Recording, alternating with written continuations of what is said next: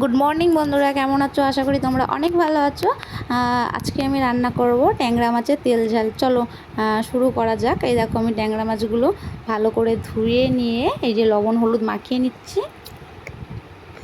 আর এদিকে আমি কড়াইটা বসিয়ে দিয়েছিলাম, কড়াইটা গরম হয়ে গেছে, তেলটাও দিয়ে দিয়েছিলাম।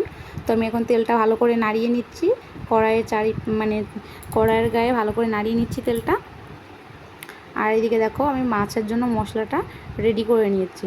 তো এই যে মাছগুলো আমি একে একে সব ভেজে নিয়েছি।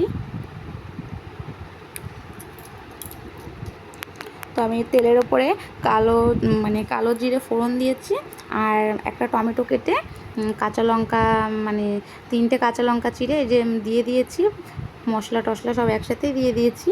তো মশলাটা কষানো হয়ে গেছে, আমি জল ঢেলে দিয়েছি। এই দেখো, ঝোলটা ফুটে উঠেছে। তো আমি একে একে মাছগুলো ঝোলের মধ্যে দিয়ে দিচ্ছি।